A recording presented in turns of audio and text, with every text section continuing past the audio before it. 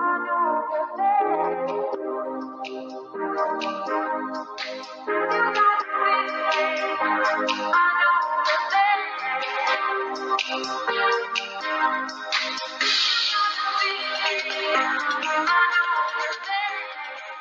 विद्यार्थी मित्रांनो, welcome to MPSC GK tricks. MPSC GK ट्रिक्समध्ये आपलं सर्वांचं स्वागत आहे. आज आपण भारताचा प्राचीन इतिहास इयत्ता 6वीचा भाग 2 पाहणार आहोत. तर MPSC राज्यसेवा पूर्व परीक्षेच्या दृष्टीने या जे काही आता राहिलेले प्रकरण 7 ते 11 त्यामधील जे काही महत्त्वाचे मुद्दे आहेत राज्यसेवा पूर्व परीक्षेच्या दृष्टीने ते आपण घेणार आहोत. तर तुम्ही हा व्हिडिओ काळजीपूर्वक पहा. काही मुद्द्यांचे रिव्हिजन होईल तुमच्या व काही नवीन गोष्टी तुम्हाला या व्हिडिओमध्ये पाहायला मिळेल. तर मौर्यकालीन भारत प्रकरण 7वे, यामध्ये ग्रीक सम्राट सिकंदराची स्वारी पाहणार आहोत आपण व मौर्य साम्राज्य त्याबद्दलची थोडी माहिती आपण या व्हिडिओमध्ये घेणार आहोत. तर इसवी सन 6व्या शतकात इराणमध्ये सायरस नावाच्या राजाचे मोठे साम्राज्य प्रस्थापित केले होते. हे साम्राज्य वायव्य भारतापासून रोमपर्यंत आणि आफ्रिकेतील इजिप्तपर्यंत पसरलेले होते. म्हणजे हा जर भारताचा नकाशा पकडला तर हा वायव्य भारतापासून इकडे रोमपर्यंत याचे साम्राज्य पसरलेले होते आणि आफ्रिकेत इजिप्तपर्यंत साम्राज्य पसरलेले होते. हे कुठल्या राजाचे? सायरस नावाच्या राजाची. इसवी सन पूर्व 518च्या सुमारास दारियुस नावाच्या इराणी सम्राटाने भारताच्या वायव्येकडील प्रदेश आणि पंजाबपर्यंतचा काही भाग जिंकून घेतला. कोणी जिंकून घेतला? तर दारियुस नावाच्या इराणी सम्राटाने भारताचा वायव्येकडील प्रदेश आणि पंजाबपर्यंतचा भाग जिंकून घेतला. हे लक्षात ठेवा तुम्ही. 518च्या सुमारास दारियुस नावाच्या इराणी सम्राट होता तो. त्याने भारताचा वायव्येकडील प्रदेश पंजाबपर्यंतचा भाग जिंकून घेतला. सम्राट दारियुसच्या काळात भारत आणि इराण यांच्यामध्ये राजनैतिक संबंध प्रस्थापित झाले. त्यातून व्यापार आणि कला या क्षेत्रांतील देवाणघेवाण वाढली. सम्राट दारियुसने त्याच्या साम्राज्यात दारिक नावाचे एक प्रकारचे चलन लागू केले होते. तर परीक्षेला असा प्रश्न विचारू शकतो की सम्राट दारियुसने कुठल्या प्रकारचे किंवा कुठल्या नावाने चलन लागू केले होते? तर त्याचं उत्तर काय? दारिक नावाचं. आणि त्याने कुठपर्यंत प्रदेश जिंकला होता? तर भारताच्या वायव्येकडील प्रदेश आणि पंजाबपर्यंतचा काही भाग जिंकून घेतला होता. पर्सिपोलिस हे सम्राट दारियुसच्या राजधानीचं शहर होतं. पर्सिपोलिस हे लक्षात ठेवा तुम्ही. पर्सिपोलिस हे ठिकाण सध्या कुठं आहे? सध्याचा जो इराण देश आहे त्या देशामध्ये पर्सिपोलिस हे ठिकाण आहे. हे समोर चित्रामध्ये दिसतंय बघा तुम्हाला. हे दारिक नावाचं चलन दारियुस या नावाने दारियुस या सम्राटाने सुरू केले होते. आता पुढे आहे ग्रीक सम्राट सिकंदराची स्वारी. ग्रीक सम्राट अलेक्झांडर उर्फ सिकंदर याने इसवी सन पूर्व 326मध्ये भारताच्या वायव्य प्रदेशावर स्वारी केली. बस चित्रामध्ये तुम्हाला सम्राट सिकंदर दिसतोय. सिंधू नदी ओलांडून तो तक्षशिलेस आला. त्या मार्गावर काही स्थानिक भारतीय राजांनी त्याच्याशी निकराचा लढा दिला. सम्राट दारियुस याचे राजधानीचे शहर पर्सिपोलिस हे राजधानीचे शहर होते. पर्सिपोलिस हे ठिकाण सध्याच्या इराण या देशामध्ये आहे. सम्राट दारियुसची जी राजधानीचं शहर होतं पर्सिपोलिस हे सध्याच्या इराणमध्ये आहे. समोरच्या चित्रामध्ये तुम्हाला दारिक हे सम्राट दारियुसने सुरू केलेलं जे नाणं होतं किंवा चलन होतं ते तुम्ही समोर चित्रामध्ये पाहू शकतात. आता पुढील भाग आहे ग्रीक सम्राट सिकंदराची स्वारी. ग्रीक सम्राट अलेक्झांडर उर्फ सिकंदर याने इसवी सन पूर्व 326मध्ये भारताच्या वायव्य प्रदेशावर स्वारी केली. हा जो ग्रीक सम्राट होता अलेक्झांडर उर्फ सिकंदर याने भारताच्या वायव्य प्रदेशावर स्वारी केली व सिंधू नदी ओलांडून तो तक्षशिलेस आला. कोण आला? तर सम्राट सिकंदर. या मार्गावर काही स्थानिक भारतीय राजांनी त्याच्याशी निकराचा लढा दिला. तरी पंजाबपर्यंत पोहोचण्यात सिकंदर यशस्वी झाला. मात्र या स्वारीत त्याच्या सैनिकांना फार हालाअपेष्टा कराव्या लागल्या होत्या. त्यांना मायदेशी जाण्याचे वेध लागले होते. तर सिकंदराच्या सैन्यांना कशाचे वेध लागले होते असाही प्रश्न विचारू शकतात. तर त्याचं उत्तर असेल त्यांना मायदेशी जाण्याचे वेध लागले होते. 4 पर्याय देऊ शकतात, त्यात हा एक पर्याय असू शकतो. त्यांनी त्यांच्या विरुद्ध बंड पुकारले. म्हणजे सिकंदराच्या सैनिकांनी त्याच्या विरुद्ध बंड पुकारले. सिकंदराला माघार घेणे भाग पडले होते आणि सैन्याशिवाय तो पुढे काही करू शकत नव्हता. तर भारतातील जिंकलेल्या प्रदेशांच्या व्यवस्थेसाठी त्याने ग्रीक अधिकाऱ्यांच्या नेमणुका केल्या आणि त्यांना सत्रप असे म्हटले. सिकंदराने जो भारतातील काही जो जिंकलेला प्रदेश होता त्यांच्या व्यवसायासाठी काय केलं त्यांनी, ग्रीक अधिकाऱ्यांच्या नेमणुका केल्या व त्यांना सत्रपासे म्हटले जात होते. हे पण लक्षात ठेवा तुम्ही परीक्षेच्या दृष्टीने. त्यानंतर तो परत फिरला. वाटेत बॅबिलॉन येथे इसवी सन पूर्व 323 तो मरण पावला. सिकंदर पुन्हा माघारी त्याच्या देशाकडे जात असताना बॅबिलॉन येथे इसवी सन पूर्व 323 तो मरण पावला. बॅबिलॉन हे ठिकाण कुठे, आजच्या इराक या देशामध्ये आहे. सिकंदराच्या आगमनामुळे भारत आणि पश्चिमेकडील जग यांच्यातील व्यापार वाढला. सिकंदराने जे भारतावरती आक्रमण केले किंवा जो भारतात त्याचं आगमन झालं, त्यामुळे भारत आणि पश्चिमेकडील जग यांच्यातील व्यापार वाढला. ग्रीक मूर्तिकलेच्या भारतीय कलाशैलीवर प्रभाव पडला. त्यातून पुढे गांधार नावाच्या कलाशैलीचा उदय झाला. ग्रीक राजांची नाणी वैशिष्ट्यपूर्ण असत. त्यावर एका बाजूला ते नाणे पाडणारे राजांचे चित्र तर दुसऱ्या बाजूला एखाद्या ग्रीक देवतेचे चित्र असे. नाण्यावर त्या राजाचे नाव असे. म्हणजे त्यातूनच पुढं काय झालं, गांधार नावाची जी कलाशैली त्याचा उदय झाला, हे लक्षात ठेवा. ग्रीक राजांची नाणी कशा पद्धतीने असत, एका बाजूला त्या नाण्याच्या एका बाजूला राजाचे चित्र असत व दुसऱ्या बाजूला एखाद्या ग्रीक देवतेचे चित्र असे. तसेच त्या नाण्यावर राजाचे नावसुद्धा कोरलेले असत.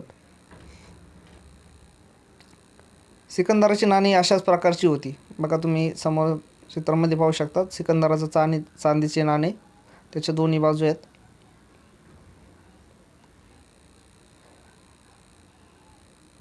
नंतरच्या काळात भारतीय राजांनी अशाच प्रकारची नाणी पाडण्यास सुरुवात केली. आता मौर्य साम्राज्य पाहूया आपण.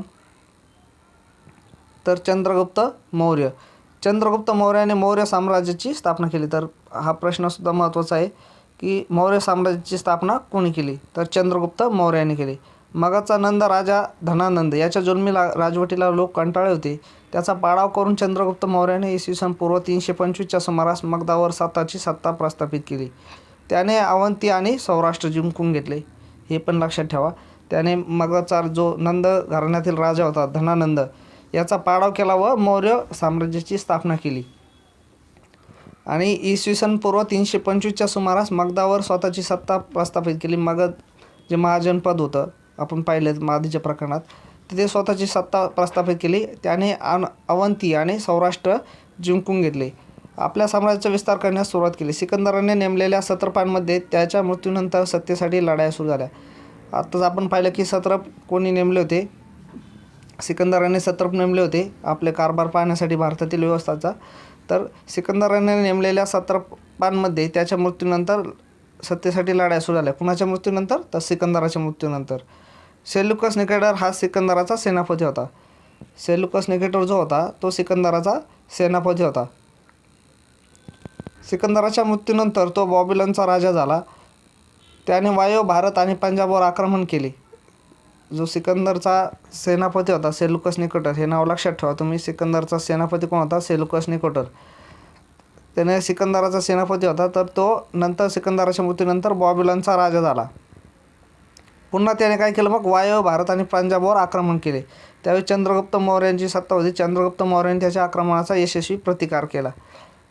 पुढे सेक्युलस निकेटरचा पराभव केल्यामुळे अफगाणिस्तानातील काबूल, कंदाहार, हेरात हे प्रदेश चंद्रगुप्त मौर्याच्या साम्राज्यात सामील झाले. कुठले, काबूल, कंदाहार आणि हेरात हे चंद्रगुप्त मौर्याच्या साम्राज्यात समाविष्ट झाले.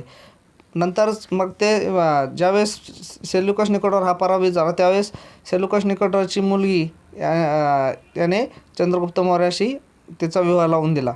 हे पण तुम्ही अवांतर माहिती म्हणून लक्षात ठेवा. आता पिंक कलरमधलं बघा, विशाखा दत्त या संस्कृत नाटककाराने मुद्रा राक्षस हे नाटक लिहिले. त्यात धनानंदाचा नाश करून चंद्रगुप्त मौर्याने स्वतंत्र सत्ता कशी स्थापन केली हे कथानक उलगडले आहे. या कथानकात आर्य, चाणक्य किंवा कौटिल्याच्या योगदानास विशेष महत्त्व आहे. आता यात तुम्ही एवढं लक्षात ठेवायचं की विशाखा दत्तनी मुद्रा राक्षस हे नाटक लिहिलं होतं. आणि त्या नाटकात कशाचं वर्णन केलं आहे, का नंद घराण्यात जो राजा होता धनानंद याचा नाश करून चंद्रगुप्त मौर्याने सत्ता कशी स्थापन केली याबद्दलची माहिती होती. तर मेगस्थनीस हा सेल्युकस निकेटरचा राजदूत चंद्रगुप्त मौर्याच्या दरबारात राहिला होता व त्याने इंडिका या नावाचा ग्रंथ लिहिला होता. तसेच गुजरातमधील जुनागडजवळ सम्राट चंद्रगुप्ताने सुदर्शन नावाचे धरण बांधले होते. आता परीक्षेच्या दृष्टीने सेल्युकस निकटरचा कुठला राजदूत चंद्रगुप्त मौर्याच्या दरबारात राहिला होता, तर त्याचं उत्तर आहे मेगस्थेनीस. आणि त्याने कुठला ग्रंथ लिहिला होता, तर इंडिका नावाचा ग्रंथ लिहिला होता. तसेच सम्राट चंद्रगुप्ताने कुठले धरण बांधले होते, तर जुनागडजवळ सुदर्शन नावाचे धरण सम्राट चंद्रगुप्ताने बांधले होते. हे परीक्षेच्या दृष्टीने तुम्ही लक्षात ठेवायचं आहे. आता पुढे पिंक कलरमध्ये जैन परंपरेनुसार चंद्रगुप्त मौर्याने जैन धर्माचा स्वीकार केला होता. चंद्रगुप्त मौर्याने कुठल्या धर्माचा स्वीकार केला होता, तर जैन धर्माचा स्वीकार केला होता. हे प्रश्न असा येऊ शकतो. शेवटी त्याने राजपदाचा त्याग केला. कर्नाटकातील श्रवणबेळगोळ येथे तो राहिला आणि तेथेच त्याचा मृत्यू झाला. हे पण महत्त्वाचं आहे. त्याने राजपदाचा त्याग केल्यानंतर तो कुठे राहिला, तर श्रवणबेळगोळ कर्नाटक येथे, व तेथेच त्याचा मृत्यू झाला. तर चंद्रगुप्त मौर्याने जैन धर्माचा स्वीकार केला होता. त्याचा मुलगा बिंबिसार व बिंबिसारचा मुलगा सम्राट अशोक. सम्राट अशोकाने कुठल्या धर्माचा स्वीकार केला होता, तर बौद्ध धर्माचा. बघा, सम्राट अशोकाचा जो आजोबा होता म्हणजे चंद्रगुप्त मौर्य, त्याने जैन धर्माचा स्वीकार केला होता व सम्राट अशोकाने बौद्ध धर्माचा स्वीकार केला होता. हे आता आपण पुढे पाहणारच आहोत. सम्राट अशोक. चंद्रगुप्ताने राजपदाचा त्याग केल्यानंतर त्याचा मुलगा बिंदुसार मगधचा राजा झाला. बिंदुसारच्या मृत्यूनंतर त्याचा मुलगा अशोक इसवी पूर्व 273 सत्तेवर आला. राजा होण्यापूर्वी त्याची नेमणूक तक्षशिला आणि उज्जैन येथे राज्यपाल म्हणून करण्यात आली होती.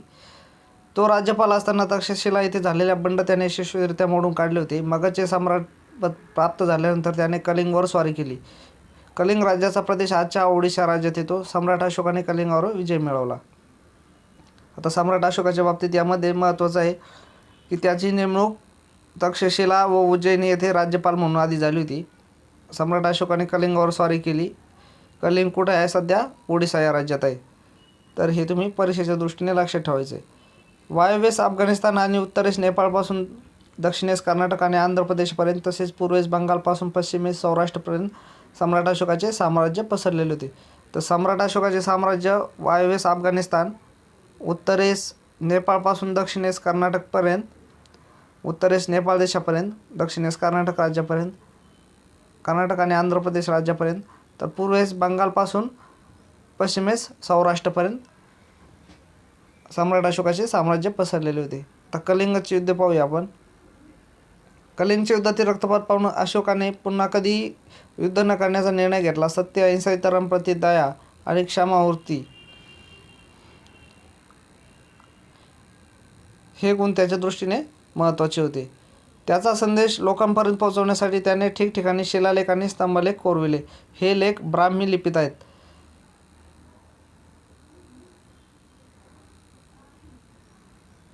त्या लेखांमध्ये त्याने स्वतःचा उल्लेख देवानं पियदसी म्हणजे देवाचा प्रियदर्शी असा केलेला आहे. राज्याभिषेक झाल्यानंतर 8 वर्षांनी त्याने कलिंगवर विजय मिळवला आणि तेथील विनाश पाहून त्याचे हृदय परिवर्तन झाले, याचा उल्लेख त्याच्या एका लेखात आहे. सम्राट अशोकाच्या दिल्ली टोपडा येथील एका लेखात वट, वागळे, माकडे, गेंडे इत्यादीची शिकार करू नये, जंगलात वणवे लावू नयेत असे सक्त निर्बंध घालण्यात आले होते.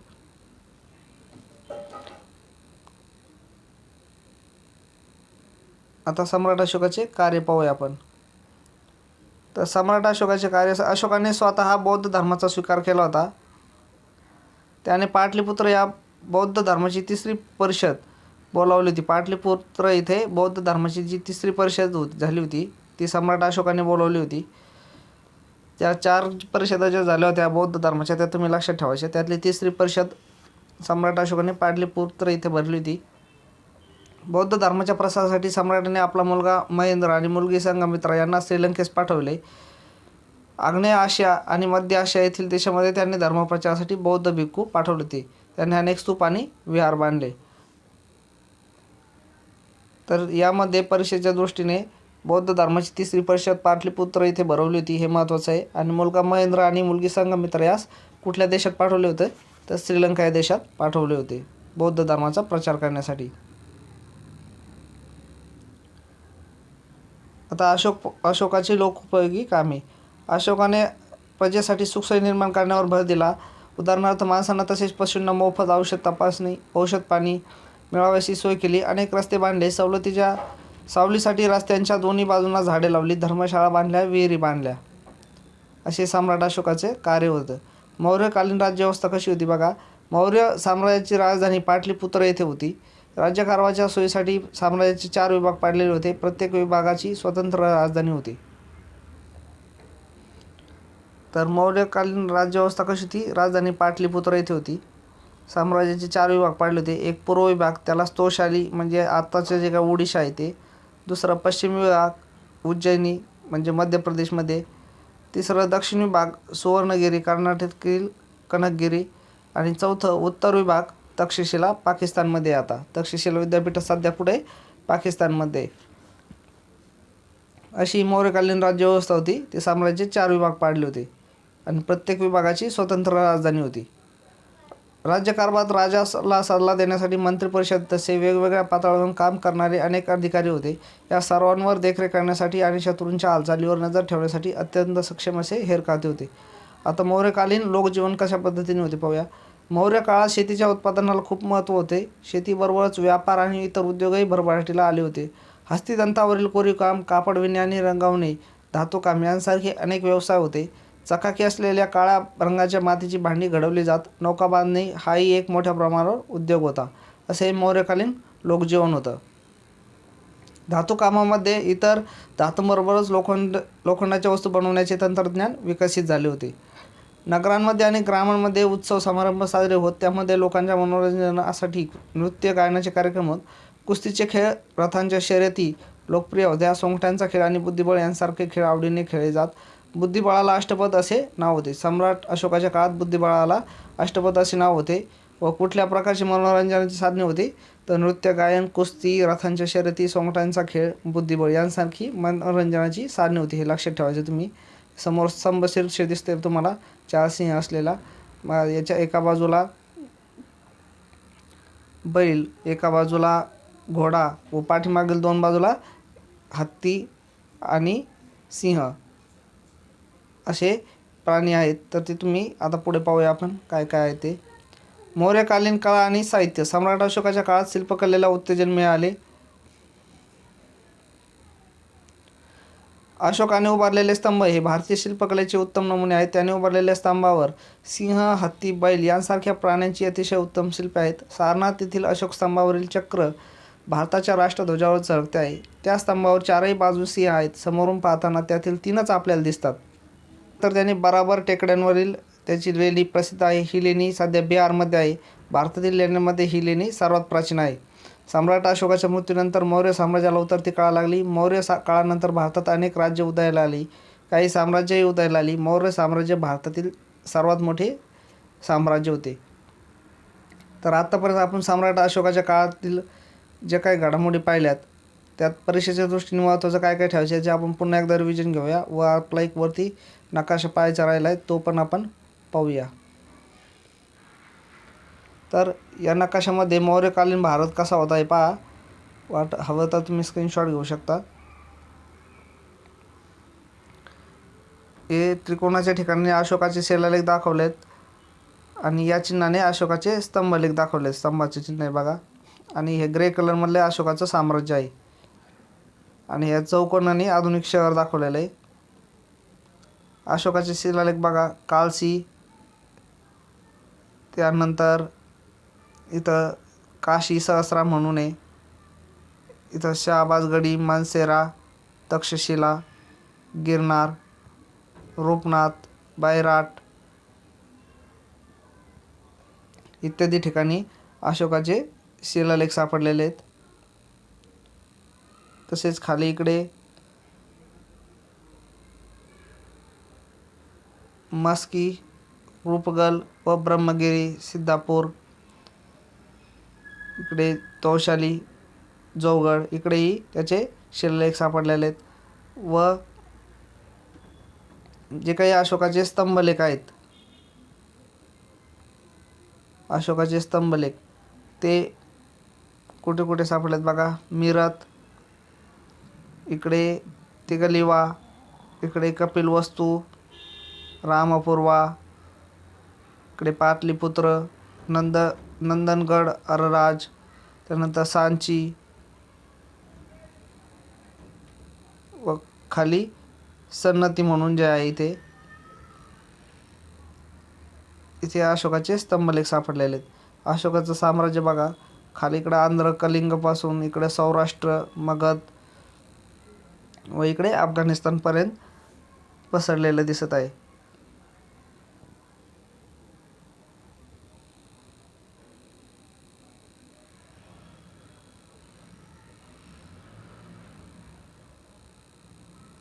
आणि सम्राट अशोकाचा उपदेश संदेश काय होता? माता पित्यांची सेवा करणे चांगले आहे. ज्या विजयामुळे प्रेम भावना वाढते तोच खरा विजय.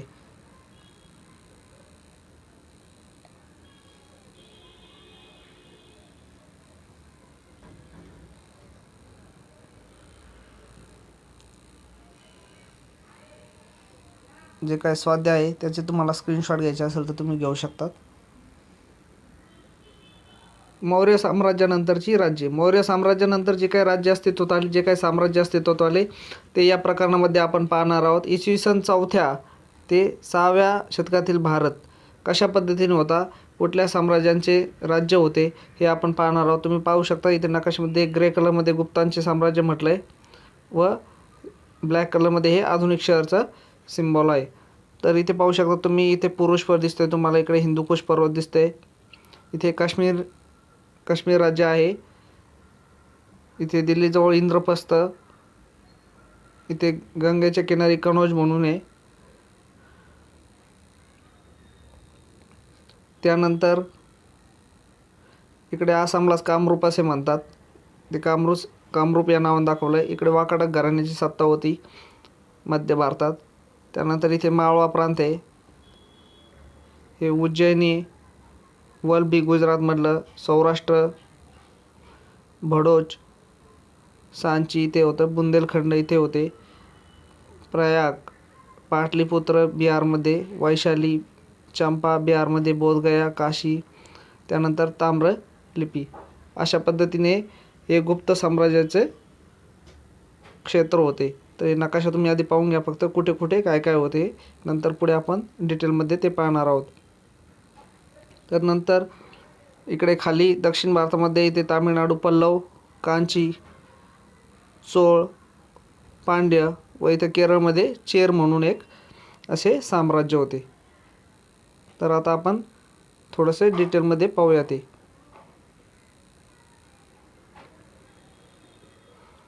तर यामध्ये आपण शुंग घराणे पाहणार आहोत, इंडो ग्रीक राजे, कुशाण राजे, गुप्त राजघराणे, वर्धन राजघराणे, ईशान्य भारतातील राजसत्ता या संदर्भात माहिती या धड्यामध्ये पाहणार आहोत. तर प्रथम घेऊया आपण शुंग घराणे. सम्राट अशोकानंतर मौर्य सत्तेचे सामर्थ्य कमी होत गेले. शेवटच्या मौर्य राजाचे नाव बृहद्रथ असे होते. शेवटचा मौर्य राजा कुठला होता? तर बृहद्रथ असे होता. मौर्यांचा सेनापती पुष्यमित्र शुंग याने बंड करून बृहद्रथाची हत्या घडवून आणली. शेवटचा मौर्य राजा बृहद्रथ असे होता और मौर्याचा जो सेनापती होता पुष्यमित्र शुंग याने बंड करून बृहद्रथाची हत्या केली व नंतर तो स्वतः राजा झाला. हे तुम्ही लक्षात ठेवा. आता इंडो ग्रीक राजे. भारतीय उपखंडाच्या वायव्य प्रदेशामध्ये ग्रीक राजांची छोटी छोटी राज्य होती. या राजांना इंडो ग्रीक राजे असे म्हणतात. प्राचीन भारतीय नाण्यांच्या इतिहासात या राजांची नाणी अत्यंत महत्त्वाची आहेत. एका बाजूवर राजाचे चित्र आणि दुसऱ्या बाजूला देवतेचे चित्र, अशा पद्धतीने ही नाणी बनवण्याची त्यांची परंपरा होती. इंडो ग्रीक राजांमध्ये मिनॅंडर हा राजा प्रसिद्ध होता. त्याने नागसेन या बौद्ध भिक्खूबरोबर बौद्ध तत्त्वज्ञानाची चर्चा केली. मिनॅंडर म्हणजेच मिलिंद. त्याने भिक्खू नागसेन यांना विचारलेल्या प्रश्नातून मिलिंदपन्न या ग्रंथाची निर्मिती झाली. पन्न या पाली भाषेतील शब्दाचा अर्थ प्रश्न असा आहे. तर हे तुम्ही लक्षात ठेवायचं. मिनॅंडर म्हणजेच कोण? मिलिंद. तर मिनॅंडर हा इंडो ग्रीक राजांमध्ये प्रसिद्ध राजा होता आणि त्याने नागसेन या बौद्ध भिक्खूबरोबर बौद्ध तत्त्वज्ञानाशी चर्चा केली होती. मिनॅंडरचं चांदीचं नाणं तुम्ही पाहू शकता समोर. त्यानंतर हे कुशाण राजे. तर कुशाण राजे भारतामध्ये निरनिराळ्या लोकांच्या टोळ्या बाहेरून येत राहिल्या. त्यामध्ये मध्य आशियातून आलेले कुशाण नावाने ओळखल्या जाणाऱ्या टोळ्या होत्या. कुशाण हे जे काय आले हे टोळ्यामार्फत आले होते, म्हणजे त्यांना आधी टोळ्या म्हणायचे. इसवी सनाच्या पहिल्या शतकात वायव्येकडील प्रदेशात आणि काश्मीरमध्ये त्यांनी राज्य स्थापन केले. भारतात सोन्याची नाणी पाडण्याची सुरुवात कुशाण राजांनी केली. नाण्यांवर गौतम बुद्ध आणि विविध भारतीय देवता यांच्या प्रतिमा वापरण्याची पद्धत होती. आता बघा हे कुशाण जे राजे ते कुठून आले होते? मध्य आशियातून भारतामध्ये आले होते. त्या कुशाण नावाने ओळखल्या जाणाऱ्या टोळ्या होत्या आधी पहिल्या शतकात. म्हणजे जे काय पहिलं शतक होतं त्यामध्ये वायव्य प्रदेशात आणि काश्मीरमध्ये त्यांनी राज्य स्थापन केले आणि भारतात सोन्याचे नाणे पाडण्याची सुरुवातसुद्धा कुशाण राजांनी केली.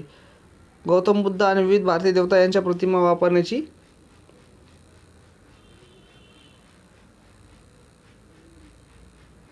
प्रथा कुशाण राजांनी सुरू केली.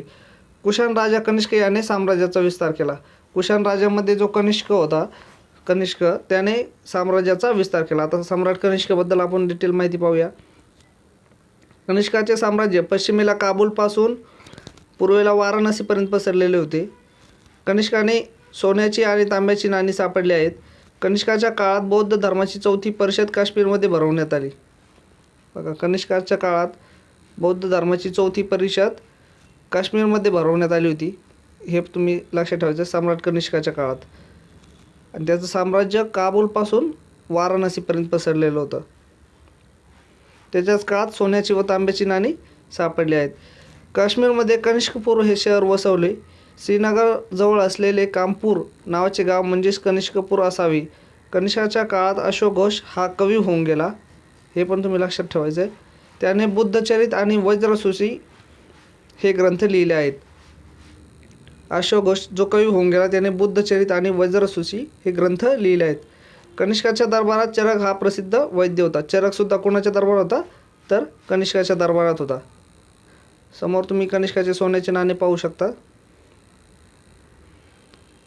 आता पिंक कलरमध्ये पहा, कनिष्काचे सोन्याचे नाणे. हे नाणे सम्राट कनिष्काने पाडले होते. या नाण्यांच्या दर्शनी बाजूवर ग्रीक लिपीत शाओ नानो शाओ कनिष्की कोशानो असा लेख आहे. याचा अर्थ राजाधिराज कनिष्क कुशाण असा आहे. नाण्याच्या मागील बाजूस गौतम बुद्धाची प्रतिमा आहे आणि बाजूला ग्रीक लिपीत बौद्धो म्हणजेच बुद्ध लिहिले आहे. हे पण तुम्ही लक्षात ठेवा. गुप्त राजघराणे. इसवी सनाच्या 3ऱ्या शतकाच्या शेवटी उत्तर भारतात गुप्त राजघराण्याचा सत्तेचा उदय झाला. कधी झाला उदय गुप्त राजघराण्याचा? तर 3ऱ्या शतकाच्या शेवटी उत्तर भारतात गुप्त राजघराण्याच्या सत्तेचा उदय झाला. साधारणपणे 3 शतके गुप्त घराणे सत्तेवर होते. गुप्त राजघराण्याच्या संस्थापकाचे नाव श्रीगुप्त असे होते. तर गुप्त राजघराण्याचा संस्थापक कोण होता? तर श्रीगुप्त असा होता. समुद्रगुप्त आणि दुसरा चंद्रगुप्त हे गुप्त घराण्यातील विशेष उल्लेखनीय राजे होते. आता आपण समुद्रगुप्त या राजाविषयी या सम्राटविषयी माहिती पाहूया. तर समुद्रगुप्त हा जो आहे हा पहिला चंद्रगुप्त या गुप्त राजाच्या कारकिर्दीत गुप्तांच्या राज्य विस्तारांची सुरुवात झाली. त्याचा मुलगा समुद्रगुप्त, पहिला चंद्रगुप्ताचा मुलगा समुद्रगुप्त याने आसपासच्या राजांचा पराभव करून हा विस्तार आणखी वाढवला. त्याच्या कारकिर्दीत गुप्त सत्ता आसामपासून पंजाबपर्यंत पसरली होती. कुठपासून कुठपर्यंत? तर आसामपासून पंजाबपर्यंत समुद्रगुप्ताची सत्ता पसरलेली होती. तामिळनाडूतील कांचीपर्यंतचा पूर्व किनारपट्टीचा प्रदेशही त्याने जिंकला होता. तामिळनाडूमधील जो कांचीपर्यंतचा प्रदेश आहे तो पूर्व किनारपट्टीचा प्रदेशही त्याने जिंकला होता. समुद्रगुप्ताने मिळवलेल्या विजयामुळे त्याच्या सत्तेचा दबदबा सर्वत्र वाढला होता. त्यामुळे वायव्येकडील राजे तसेच श्रीलंकेतील राजा यांनीही त्याच्याशी मैत्रीचे करार केले होते. समुद्रगुप्ताचा पराक्रम आणि त्याने मिळवलेले विजय याचे वर्णन प्रयागच्या स्तंभलेखात सविस्तर दिलेले आहे. हा लेख प्रयाग प्रशस्ती म्हणून ओळखला जातो. तर समुद्रगुप्ताचं जे काही त्याने विजय किंवा पराक्रम मिळवलेले आहेत ते प्रयागच्या स्तंभलेखात, जो प्रयाग प्रशस्ती हा स्तंभलेख मिळालेला आहे त्या स्तंभलेखात त्याचे ज्यांनी ते पराक्रम केलेले आहेत त्याचं वर्णन केलेलं आढळते. प्रयाग प्रशस्तीलाच अलाहाबाद प्रशस्ती असेही म्हणतात. जो प्रयाग प्रशस्तीचा स्तंभलेख आढळलेला आहे त्यालाच अलाहाबाद प्रशस्ती असेही म्हणतात. समुद्रगुप्त वीणावादनात प्रवीण होता. समुद्रगुप्ताने विविध प्रकारच्या प्रतिमा असलेली नाणी काढली होती. त्यांतील एका प्रकारात तो स्वतः वीणा वाजवताना दिसतो. तर समोर समुद्रगुप्ताचे सोन्याचे नाणे दिसत आहे. तर यामध्ये लक्षात ठेवायचं अलाहाबाद प्रशस्ती, प्रयाग प्रशस्ती. तर त्यानंतर समुद्रगुप्त वीणा वादनात प्रवीण होता. हे परीक्षेच्या दृष्टीने तुम्ही लक्षात ठेवायचं समुद्रगुप्ताच्या बाबतीत.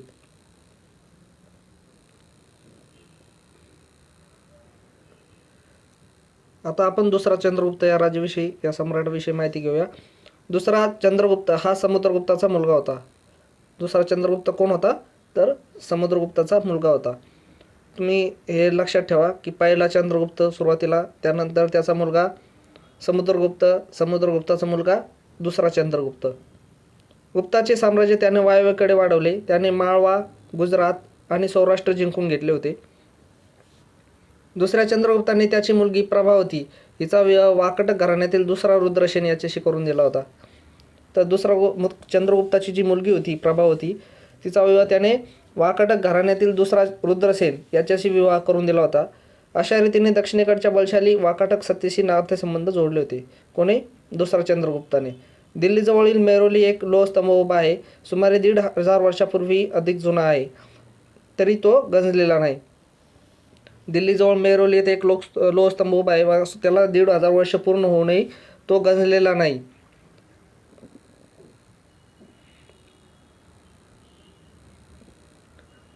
या लोहस्तंभावरील लेखात चंद्र नावाच्या राजाचा उल्लेख आहे. त्या उल्लेखाच्या आधारे हा लोहस्तंभ दुसऱ्या चंद्रगुप्ताच्या काळातील आहे असे मानले जाते. आता पुढे पाहूया पिंक कलरमध्ये. फैयान हा चीनी प्रवासी दुसऱ्या चंद्रगुप्ताच्या काळात भारतात आला होता. आपल्या प्रवास उत्तात त्याने गुप्त काळातील समाज जीवनाचे वर्णन केलेले आहे. कुठला चीनी प्रवासी? फैयान आला होता. कोणाच्या काळात? तर दुसऱ्या चंद्रगुप्ताच्या काळात. भारतातील नगरे मोठी व भरभराटीस आलेली आहेत. प्रवाशांसाठी या नगरात अतिथीगृहे आहेत, धर्मात संस्थाही आहेत, शहरात इस्पितळे आहेत. तेथे गरिबांना वैद्यकीय सेवा विनामूल्य उपलब्ध होते. विहार मंदिरे भव्य आहेत.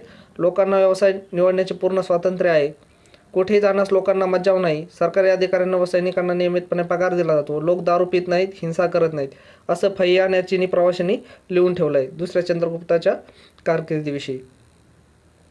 अशा प्रकारे आपण समुद्रगुप्त व दुसरा चंद्रगुप्त यांविषयी माहिती पाहिली.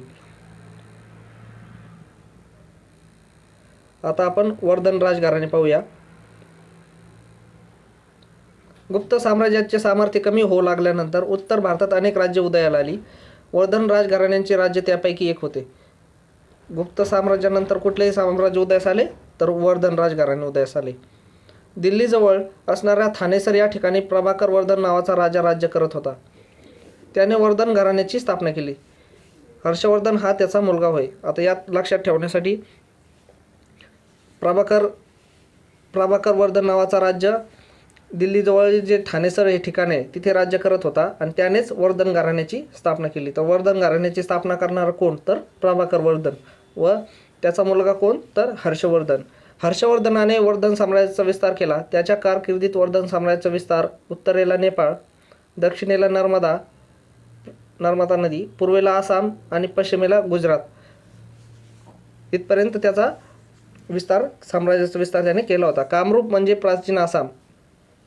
तेथील राजा भास्कर वर्मन याच्याशी त्याचे मैत्रीचे संबंध होते. आताचं जे आसाम आहे त्याला पूर्वी काय म्हणायचे? कामरूप असे म्हणत असत. तेथील राजा कोण होता? तर राजा भास्कर वर्मन याच्याशी हर्षवर्धनाने मैत्रीचे संबंध प्रस्थापित केले होते. हर्षवर्धनाने आपला राजदूत चीनी दरबारात पाठवला. हर्षवर्धनाने चीनच्या सम्राटाबरोबर मैत्रीचे संबंध प्रस्थापित केले होते. त्याने त्याची राजधानी कनौज येथे प्रस्थापित केली. हर्षवर्धनाने त्याची राजधानी कनौज येथे प्रस्थापित केली होती व त्याने आपला राजदूत चीनी दरबारात पाठवला होता. त्याच्या कारकिर्दीत व्यापाराची भरभराट झाली. राज्याच्या उत्पन्नाचा खूप मोठा हिस्सा तो प्रजेच्या हितासाठी वापरत असत. दर 5 वर्षांनी तो सर्व संपत्ती प्रजेला दान करत असे. कोण? तर हर्षवर्धन.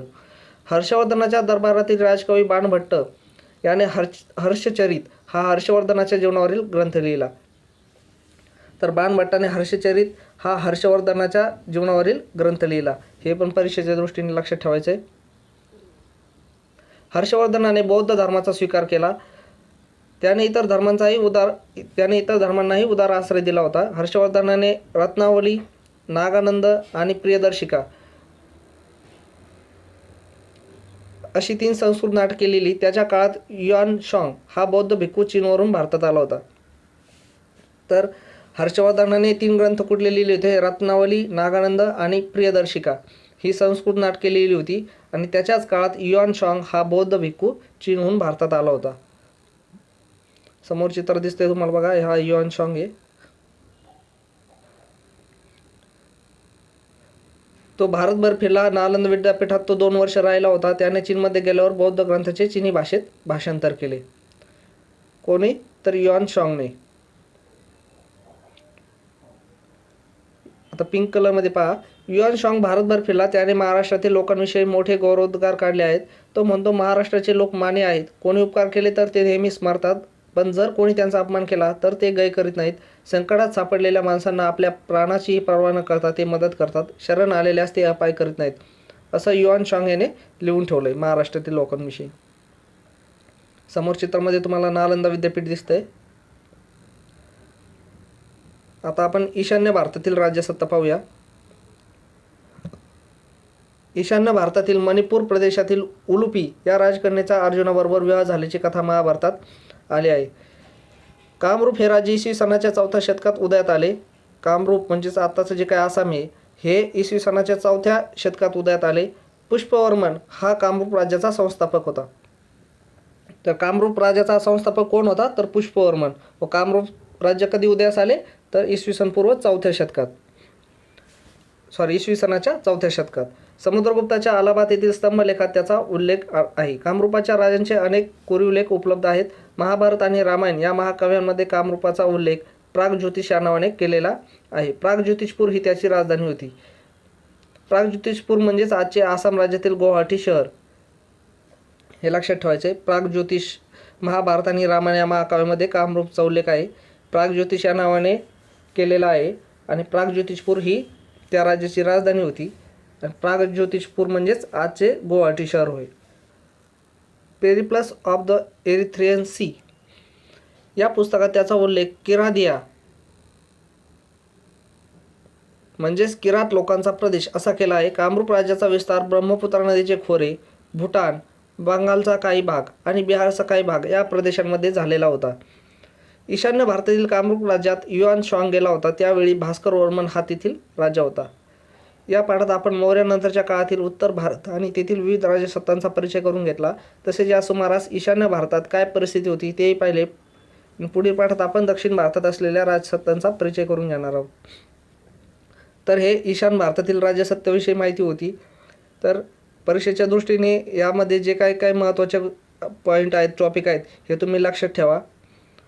आणि तुम्ही ह्या व्हिडिओकडे किंवा ह्या पुस्तकाकडे दुर्लक्ष करू नका, कारण की इथून मागच्या जर तुम्ही प्रश्नपत्रिका चाळून पाहिल्या तर त्यात तुम्हाला या घटकावरती बरेचसे प्रश्न विचारलेले आढळतील. त्यामुळे हा घटक जो आहे किंवा हा जो इतिहासाचा व्हिडिओ आहे हा तुम्ही व्यवस्थित अभ्यासा. तर पिंक कलरमध्ये पाहूया. भारतीय परंपरेनुसार प्राचीन काळी काश्मीरचे नाव कश्यपपूर असे होते. काश्मीरचे नाव काय होतं प्राचीन काळी? तर कश्यपपूर असे होते. ग्रीक इतिहासकारांनी त्याचा उल्लेख कॅस्पापिरॉस, कॅस्पॅटिरॉक आणि कॅस्पेरिया असा केला आहे. महाभारत काळात कांबोज घराण्याचे राजे तेथे राज्य करत असल्याचा उल्लेख येतो. तर काश्मीरचे नाव पूर्वी काय होते? कश्यपपूर होते. त्यालाच कॅस्पॅपिरॉस, कॅस्पॅटिरॉक आणि कॅस्पेरिया असा त्याचा ग्रीक इतिहासकारांनी उल्लेख केला आहे. महाभारत काळात कांबोज घराण्याचे राजे काश्मीरमध्ये राज्य करत होते. सम्राट अशोकाच्या काळात काश्मीर मौर्य साम्राज्यात समाविष्ट झाले. इसवी सनाच्या 7व्या शतकात कारकोट घराण्याचे राज्य काश्मीरमध्ये होते. कल्हणाने त्याच्या राजतरंगिणी या ग्रंथात त्याची माहिती दिली आहे. सम्राट अशोकच्या काळात काश्मीर मौर्य साम्राज्यात समाविष्ट आले, हे लक्षात ठेवायचे आहे. 7व्या शतकात कारकोट घराण्याचे राज्य काश्मीरमध्ये राज्य करत होते. कल्हणाने त्याच्या राजतरंगिणी या ग्रंथात त्याची माहिती दिली आहे. बघा आता हे या व्हिडिओत आपण हे जे पाहिलं आहे पिंक कलरमध्ये, हे 3 नावं तुम्हाला लक्षात ठेवायचे आहेत. यावरती परीक्षेला प्रश्न येऊ शकतो, हे महत्त्वाचं आहे.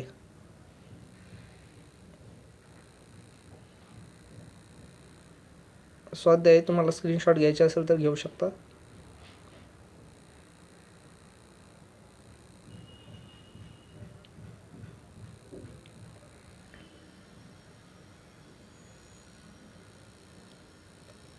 आता पुढील प्रकरण आपण दक्षिण भारतातील प्राचीन राज्य पाहणार आहोत.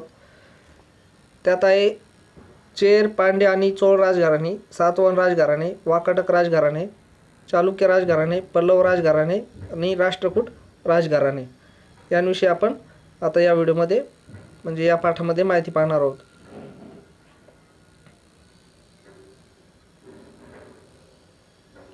तर इथे समोर दिसते पहा तुम्हाला, सातवाहन, हे वाकाटक, हे चालुक्य, हे राजघराणे होते. त्यानंतर सातवाहनच्याच खाली राष्ट्रकूट हे पहा.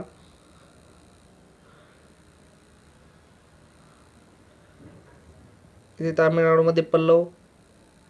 आंध्र प्रदेशमध्ये पल्लव, तामिळनाडूमध्ये चोळ, पांड्य, केरळमध्ये चेर असे हे राजघराणे होते. आता त्यांविषयी आपण या पाठामध्ये माहिती पाहूया.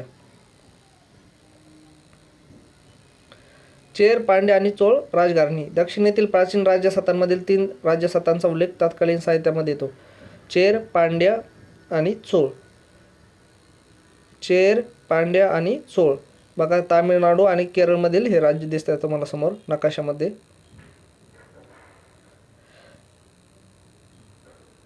चेर, पांड्य आणि चोळ या त्या राज्यसत्ता होत.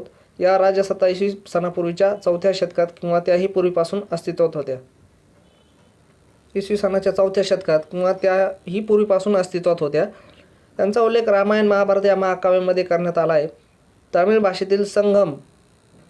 भाषेतील जे काही संगम साहित्यात या तिन्ही राजसत्तांचा उल्लेख आहे.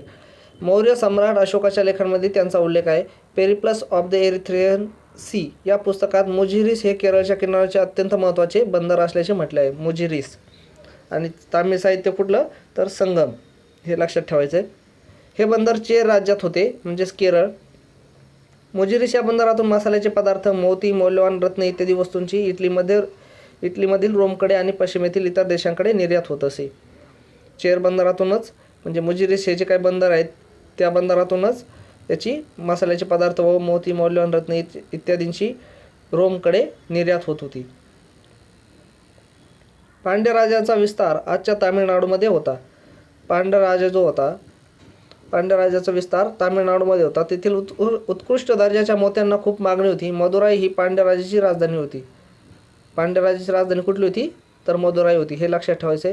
प्राचीन चोळांचे राज्य तामिळनाडूतील तिरुचिरापल्लीच्या आसपासच्या प्रदेशात होते. तर हे आपण आता चेर राज्याविषयी माहिती पाहिली. आता सातवाहन राजघराण्याविषयी आपण माहिती पाहू. मौर्य साम्राज्याच्या ऱ्हासानंतर उत्तर भारताप्रमाणेच महाराष्ट्र, आंध्र व कर्नाटक या प्रदेशांमध्ये स्थानिक राज्य स्वतंत्र आले. त्यांनी छोटी छोटी राज्य स्थापन केली. त्यांपैकी एक सातवाहन घराणे होते. प्रतिष्ठान म्हणजेच आजची जे काही पैठण आहे, पैठण तालुका आहे औरंगाबाद जिल्ह्यामधला, हे सातवाहन घराण्याचं राजधानी होती. राजा सिमुक हा सातवाहन घराण्याचा संस्थापक होता. सातवाहन घराण्याचा संस्थापक कोण होता तर राजा सिमुक होता, हे पण लक्षात ठेवा. पुणे जिल्ह्यातील जुन्नर जवळच्या नाणे घाटातील लेण्यात असलेल्या कोरीव लेखांमध्ये या घराण्यातील महत्त्वाच्या व्यक्तींची नावे आहेत. काही सातवाहन राजे त्यांच्या नावाच्या आधी आईचे नाव लावत असत. उदाहरणार्थ गौतमीपुत्र सातकर्णी. सातवाहन घराण्यातील गौतमीपुत्र सातकर्णी हा राजा विशेष प्रसिद्ध आहे. त्याच्या पराक्रमाचे वर्णन नाशिक येथील लेण्यांमध्ये कोरीव लेखांमध्ये केलेले आहे. त्याने शेख राजा नपान याचा पराभव केला होता. कोणी? गौतमीपुत्र सातकर्णी याने.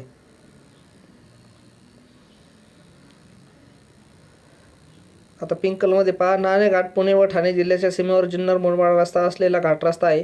नाणेघाट या नावाने ओळखला जातो. 5 किलोमीटर लांबीचा हा घाट सुमारे 2000 वर्षापूर्वी सातवाहनांच्या कारकिर्दीत तयार करण्यात आला.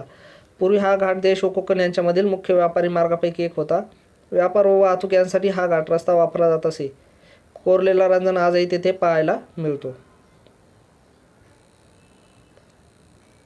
गौतमीपुत्राचा उल्लेख नाशिकच्या लेखात त्रिसमुद्र तोयपितवाहन असा केलेला आहे.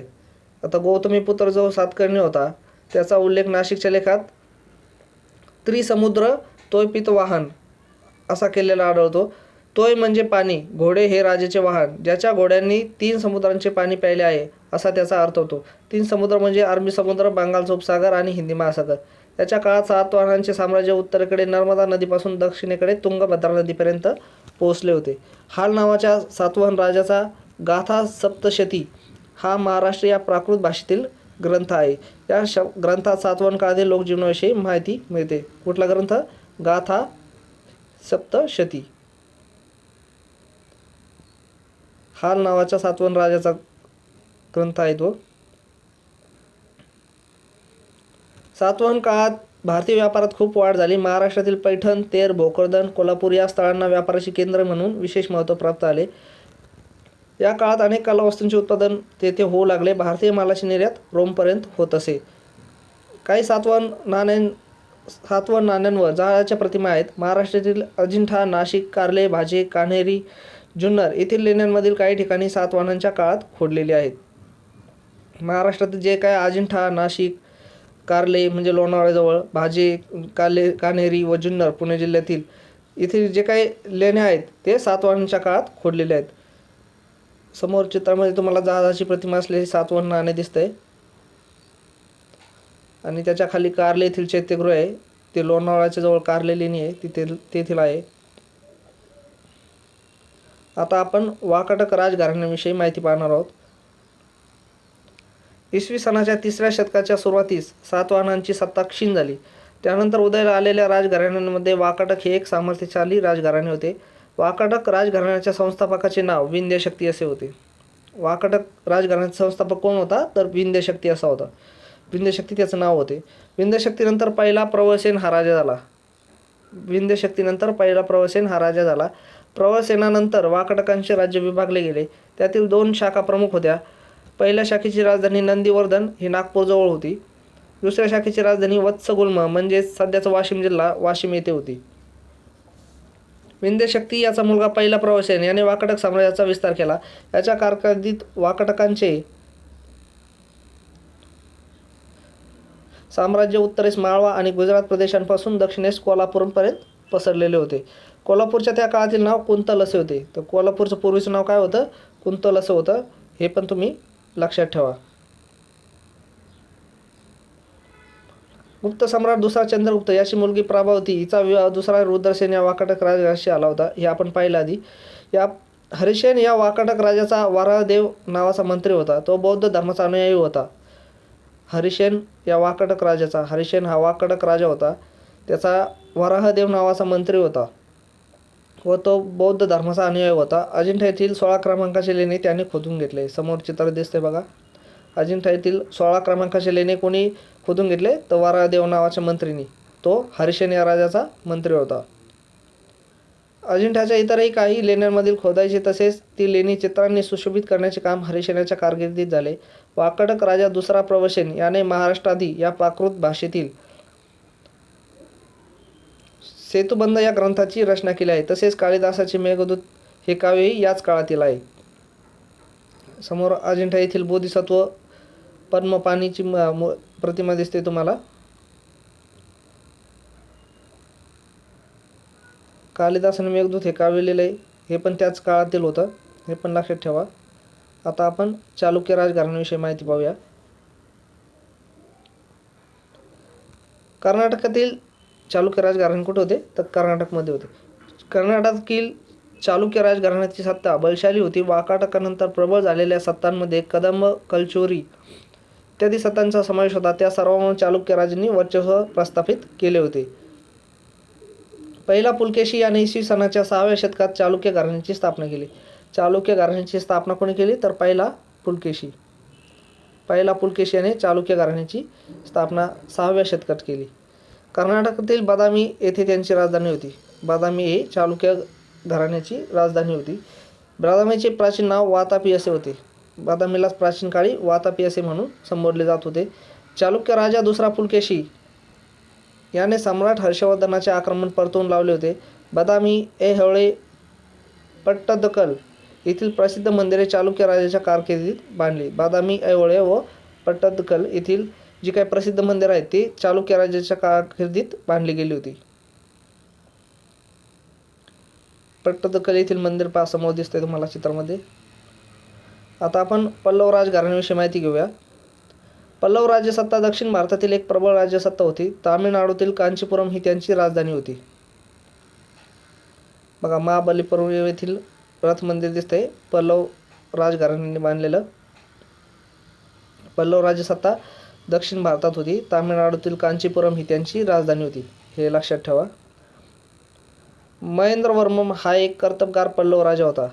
महेंद्रवर्मन हा एक कर्तबगार पल्लव राजा होता.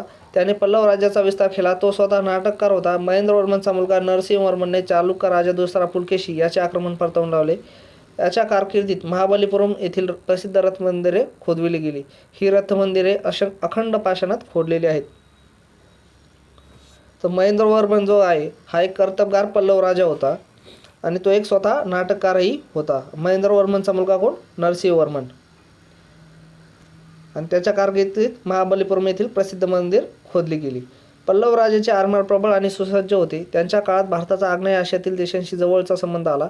देशांतर्गत आणि देशाबाहेरील व्यापार भरभराटीला आला. युआंग शांग याने कांचीला भेट दिली होती. आपण वरती पाहिलं चीनी प्रवासी युआंग शांग याने कांचीला भेट दिली होती. त्याच्या राज्यात सर्व धर्माच्या लोकांना सहिष्णुतेने आणि न्यायाने वागवले जाई असे त्याने म्हटले आहे. तर राष्ट्रकूट राजघराण्याच्या भरभराटीच्या काळात त्यांची सत्ता विंध्य पर्वतापासून ते दक्षिणेला कन्याकुमारीपर्यंत पसरलेली होती. राष्ट्रकूट राजघराण्याची सत्ता विंध्य पर्वतापासून तर दक्षिणेला कन्याकुमारीपर्यंत पसरलेली होती. दंतीदुर्ग या राजाने प्रथम त्यांची सत्ता महाराष्ट्रात स्थापन केली. तर राष्ट्रकूट राजघराण्याची सत्ता महाराष्ट्रात कोणी स्थापन केली? तर दंतदुर्ग या राजाने. कृष्णराजा पहिला याने वेरूळचे सुप्रसिद्ध कैलास मंदिर खोदवले. तर हे राष्ट्रकूट घराण्याविषयी महत्त्वाचं आहे की महाराष्ट्रात त्यांची सत्ता कोणी स्थापन केली? तर दंतीदुर्गाने. आणि कैलास मंदिर कोणी खोदवले वेरूळचं? तर कृष्णराजा पहिला याने. समोर तुम्हाला वेरूळचं प्रसिद्ध कैलास मंदिर दिसतंय. Periplus of the Erythraean Sea, pink कलरमध्ये. पेरिप्लस म्हणजे माहिती पुस्तक. एरिथ्रियन सी म्हणजे तांबडा समुद्र. ग्रीक लोकांच्या दृष्टीने हिंदी महासागर आणि इराणचे आखात हे तांबड्या समुद्राचाच भाग होते. Periplus of the Erythraean Sea म्हणजे तांबड्या समुद्राचे माहिती पुस्तक हे साधारणपणे इसवी सनाच्या पहिल्या शतकातील पुस्तक आहे. हे पुस्तक लिहिणारा खलाशी इजिप्तमध्ये राहणारा होता. भारताचा समुद्र किनारा, इराणचे आखात आणि इजिप्त या प्रदेशांच्या दरम्यान चालणाऱ्या व्यापाराची माहिती पेरिप्लसमध्ये मिळते. बॅरी गाझा म्हणजे भडोच, नालासोपारा, कल्याण, मुजिरीस इत्यादी भारतीय बंदरांचा उल्लेख पेरिप्लसमध्ये आहे. मुजिरीस हे केरळमधील कोचीनच्या जवळ असणारे प्राचीन बंदर होते. आज ते अस्तित्वात नाही. तर यामध्ये सुद्धा महत्त्वाची माहिती हे पण तुम्ही लक्षात ठेवा. आता स्वाध्याय.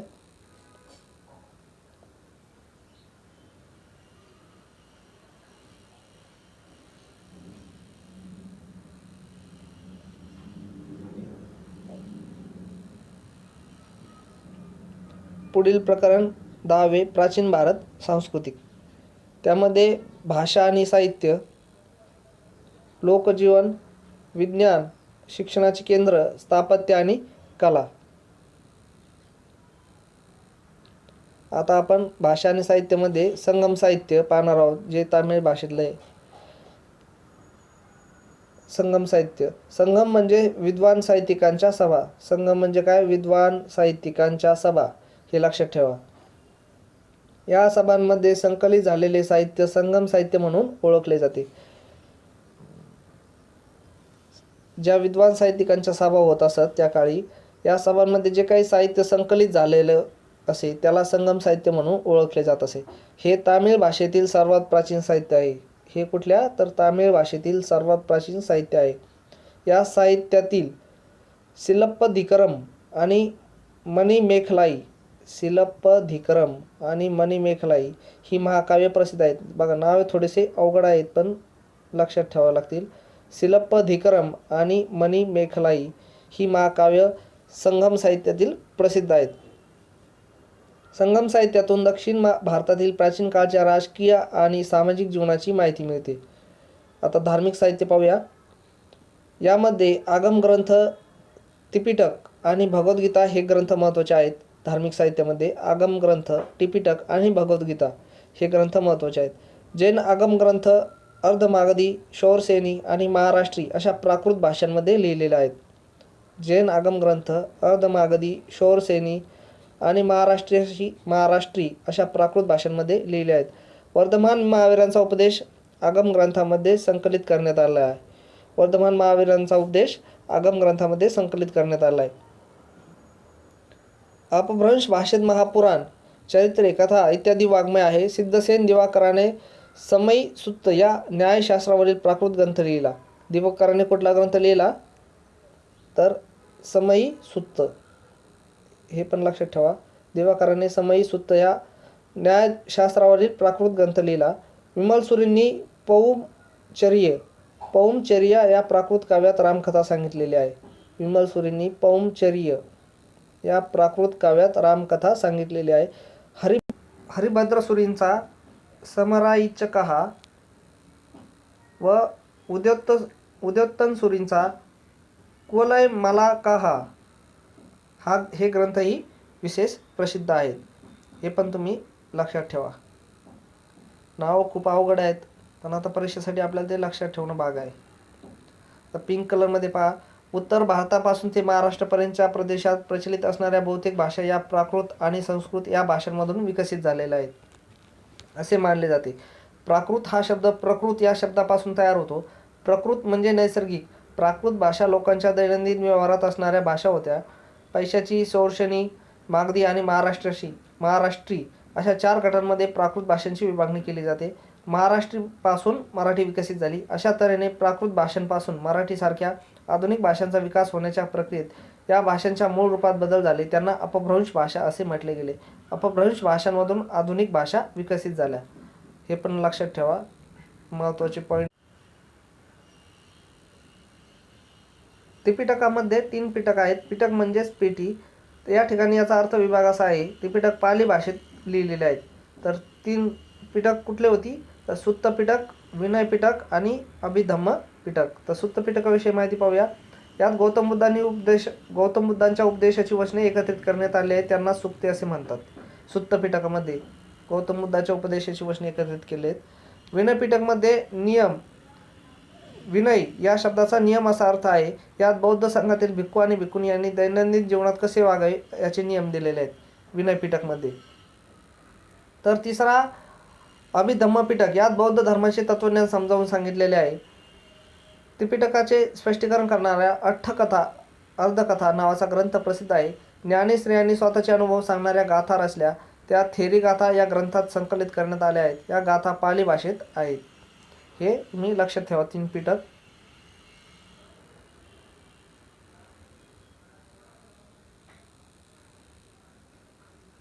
इसवी सनाच्या 8व्या शतकात आद्य शंकराचार्य होऊन गेले. हे बघा महत्त्वाचं आहे. इसवी सनाच्या 8व्या शतकात आद्य शंकराचार्य होऊन गेले. ज्ञान आणि वैराग्य या गोष्टींवर त्यांनी भर दिला. उपनिषदे, ब्रह्मसूत्रे आणि भगवद्गीता या ग्रंथावर भाष्य लिहून त्याचा अर्थ स्पष्ट केला. त्यांनी भारताच्या 4 दिशांना बद्रीनाथ, द्वारका, जगन्नाथपुरी आणि शृंगेरी ही 4 मठांची स्थापना केली. कोणी? आद्य शंकराचार्यांनी 8व्या शतकात. आद्य शंकराचार्य दिसतात.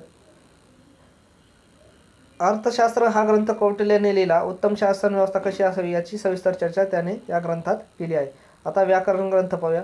पाणिनी या व्याकरणाने लिहिलेला अष्टाध्यायी हा संस्कृत व्याकरणाचा प्रमाण ग्रंथ मानला जातो. पतंजलीने महाभाष्य ग्रंथ लिहिला. या ग्रंथात पाणिनीच्या अष्टाध्यायी या ग्रंथातील सूत्रांचे स्पष्टीकरण केलेले आहे. तर पाणिनीने अष्टाध्यायी लिहिला व पतंजलीने महाभाष्य ग्रंथ लिहिला. हे लक्षात ठेवायचे तुम्ही.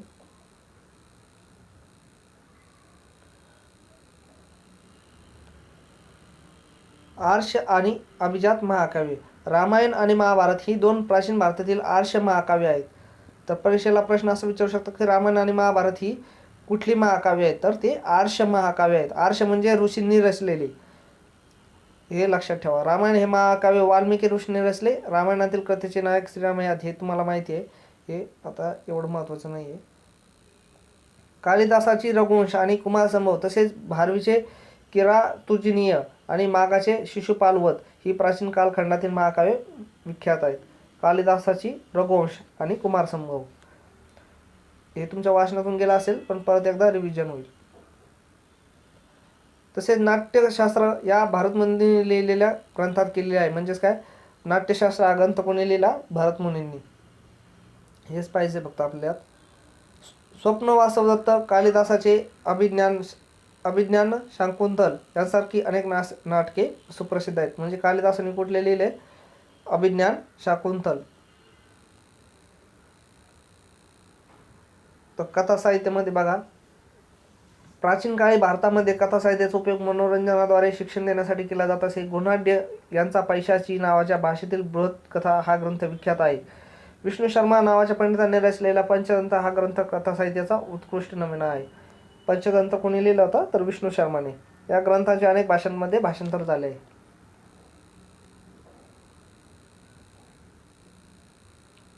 कुशाणांच्या काळात कपडे शिवण्याच्या पद्धतीचा परिचय भारतीयांना झाला. हे पण लक्षात ठेवा. कुशाणांच्या काळात कपडे शिवण्याच्या पद्धतीचा परिचय झाला भारतीयांना. आता वैद्यकशास्त्रामध्ये बघा, बिंबिसारच्या दरबारात जीवक हा प्रसिद्ध वैद्य होता. चरकसंहिता या ग्रंथात वैद्यकीय चिकित्साशास्त्र आणि औषधशास्त्र यांची सविस्तर माहिती दिलेली आहे. तर जीवक हा बिंबिसारच्या दरबारात होता व त्याने चरकसंहिता हा ग्रंथ लिहिला आहे. एवढंच लक्षात ठेवा. सुश्रुत या शल्यविशारदाने लिहिलेल्या सुश्रुत संहिता या ग्रंथात विविध रोगांचे निदान आणि त्यावरील उपाय यांची माहिती दिली आहे. सुश्रुतने सुश्रुत संहिता हा ग्रंथ लिहिला.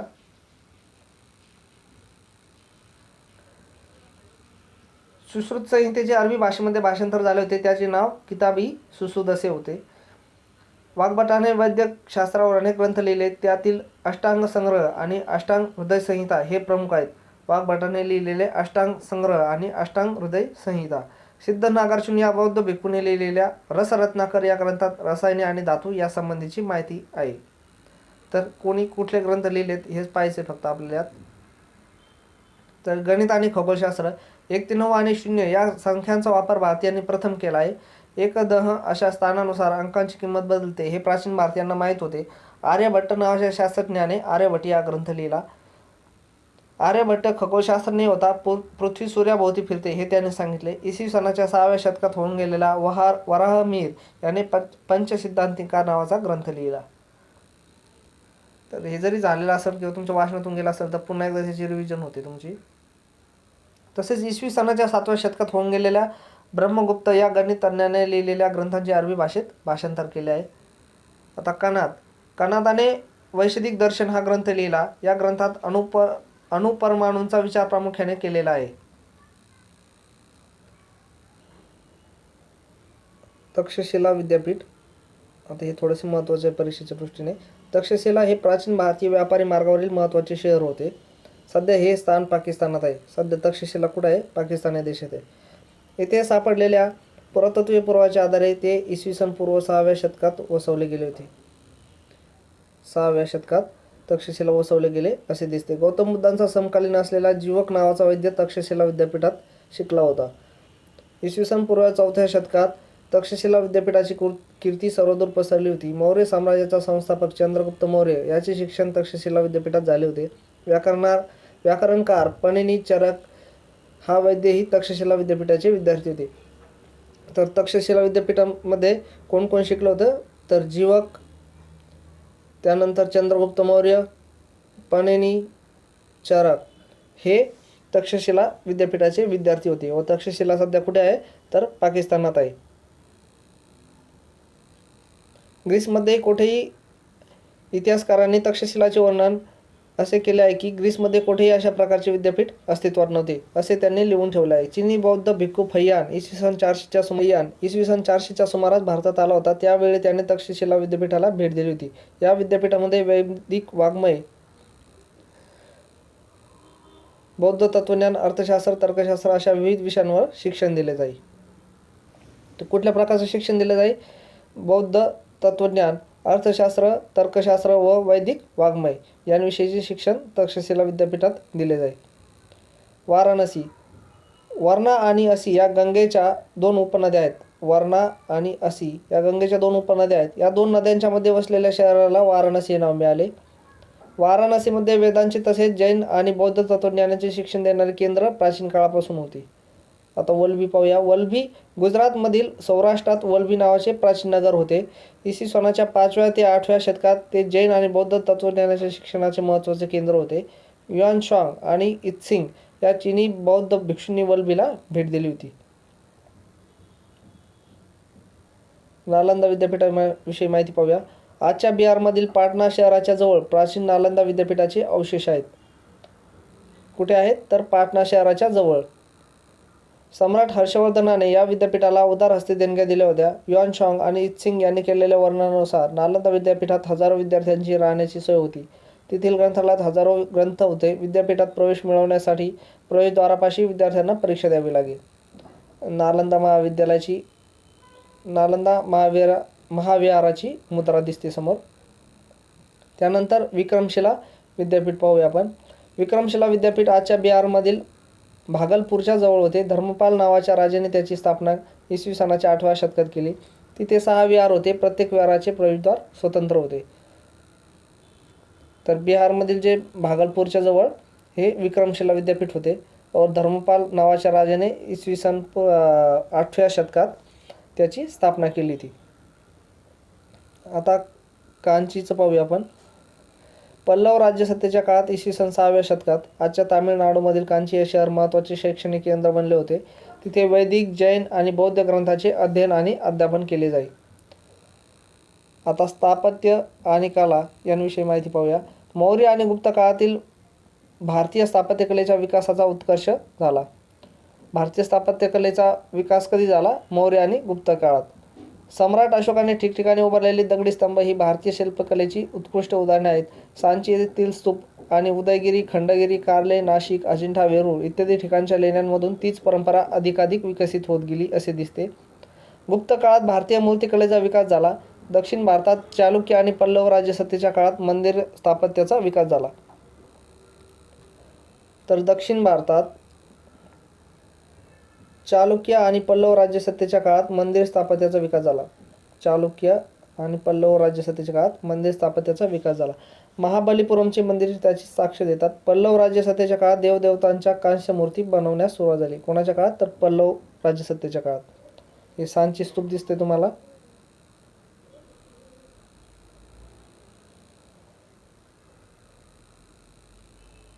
भारतीय संस्कृतीचा जगातील इतर संस्कृतीचा आलेला संपर्क आणि त्याचे झालेले दूरगामी परिणाम यांचा परिचय आता आपण पाहूया. नटराजाची कांस्य मूर्ती दिसते चित्रात. मेरोली येथील लोहस्तंभ जो गंजलेला नाही आपण तो पाहिला. आता स्वाध्याय स्क्रीनशॉट घेऊ शकता.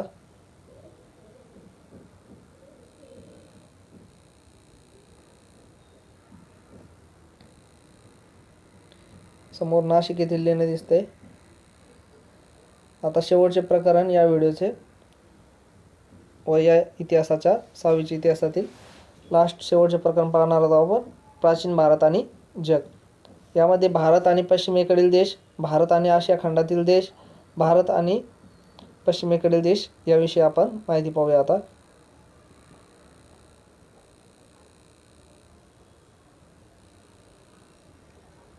ग्रीक मूर्तिकलेच्या प्रभावातून कुशाण काळात भारतामध्ये एका नवा कलाशैलीचा उदय झाला. त्यालाच गांधार कला असे म्हणतात. गांधार कला असं कशाला म्हणतात? तर ग्रीक मूर्तिकलेच्या प्रभावातून कुशाण काळात भारतामध्ये जो काही एक नवा कलाशैलीचा उदय झाला होता त्याला गांधार कला असे म्हणतात. गांधार कला शैलीत प्रामुख्याने गौतम बुद्धांच्या मूर्ती घडवल्या गेल्या आहेत. गांधार कला कशाला म्हणतात हे लक्षात ठेवा. आणि गांधार कला शैलीत प्रामुख्याने गौतम बुद्धांच्या मूर्ती घडवल्या गेल्या आहेत.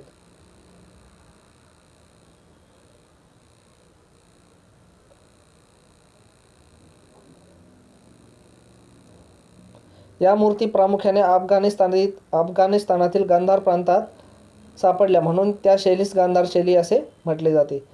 त्याला गांधार शैली का म्हटले जाते? तर ते अफगाणिस्तानातील गांधार या प्रांतात सापडल्या म्हणून त्याला गांधार शैली असे म्हटले जाते. या शैलीतील मूर्तीची चेहरेपट्टी ग्रीक चेहरेपट्टीशी मिळती जुळती आहे. भारतातील सुरुवातीची नाणी ही ग्रीक नाण्यांच्या धर्तीवर घडवलेली होती.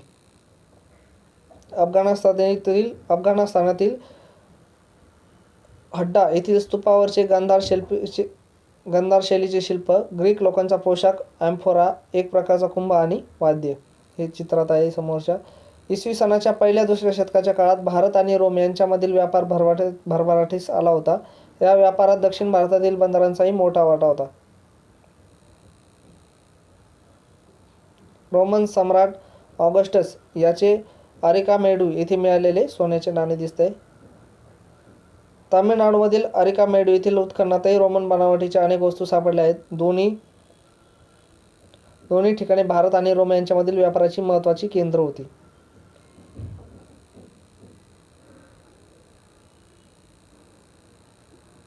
सागरी मार्ग, व्यापारी मार्ग दिसत आहेत. गणितातील शून्य ही संकल्पना भारताने संपूर्ण जगाला दिलेली एक मोठी देणगी आहे. सिगेरिया लेण्यांमधील भित्तिचित्र दिसते समोर तुम्हाला. आता श्रीलंका. बौद्ध धर्माचा प्रसार करण्यासाठी सम्राट अशोकाने त्याचा मुलगा महेंद्र आणि मुलगी संघमित्रा यांना श्रीलंकेमध्ये पाठवले होते. त्या दोघांच्या नावाचा उल्लेख महावंश या श्रीलंकेतील बौद्ध ग्रंथात केलेला आहे. संघमित्राने स्वतःबरोबर बोधी वृक्षाची शाखा नेली होती. श्रीलंकेतील अनुराधपूर येथे असलेला बोधी वृक्ष या शाखेपासून उद्गत झाला असे तेथील परंपरेनुसार मानले जाते. श्रीलंकेतील महावंश आणि दीपवंश हे ग्रंथ भारत आणि श्रीलंका यांच्यामधील परस्परांसंबंधाची माहिती देतात. कुठले ग्रंथ? तर महावंश आणि दीपवंश हे श्रीलंकेतील ग्रंथ आहेत. महावंश आणि दीपवंश हे भारत आणि श्रीलंका यांच्यातील परस्पर संबंधांची माहिती देतात. हे ग्रंथ पाली भाषेत आहेत. आता चीन आणि इतर देश. प्राचीन काळापासून भारत आणि चीन यांच्यामध्ये व्यापारी आणि सांस्कृतिक संबंध प्रस्थापित झाले होते. सम्राट हर्षवर्धनाने चीनच्या दरबारात राजदूत पाठवला होता. चीनमध्ये तयार होणाऱ्या रेशमी कापडाला भारतात चिनानशुक असे नाव होते. चीनमध्ये जे रेशमी कापड तयार होत होते त्यात भारताला चिनांकुश असे म्हटले जात होते. चिनांकुशला भारतात मोठी मागणी होती. प्राचीन भारतातील व्यापारी हे चिनांकुश पश्चिमेकडील देशांमध्ये पाठवत असत. प्राचीन भारतातील जे काही व्यापारी होते हे चिनांकुश जे रेशमी कापड होते चीनमधून आयात केलं त्याला पश्चिमेकडील देशांमध्ये पाठवत असत. हा व्यापार खुष्कीच्या मार्गाने होत असे. त्या मार्गाला रेशीम मार्ग असेही म्हणतात. आपण रेशीम मार्ग पाहिला सुरुवातीला. भारतातील काही प्राचीन स्थळे या रेशीम मार्गाशी जोडलेली होती. त्यामध्ये महाराष्ट्रातील मुंबईजवळ असलेले नालासोपारा हे एक होते. भारतात आलेले फैयान आणि युआंगशॉंग हे बौद्ध भिक्खूही रेशीम मार्गानेच भारतात आले. इसवी सनाच्या पहिल्या शतकातील चीनी सम्राट मिंग यांच्या आमंत्रणावरून धर्मरक्षक आणि कश्यप मातंग हे बौद्ध भिक्खू चीनमध्ये गेले. त्यांनी अनेक भारतीय बौद्ध ग्रंथांचे चीनी भाषेत रूपांतर केले. आग्नेय आशियातील देश. कंबोडिया या देशातील फुनान या प्राचीन राज्याची स्थापना इसवी सनाच्या पहिल्या शतकात झाली. चीनी परंपरेच्या आधारे कौंडिन्य नावाच्या भारतीयाने त्याची स्थापना केली. फुनानच्या लोकांना संस्कृत भाषेचे ज्ञान होते.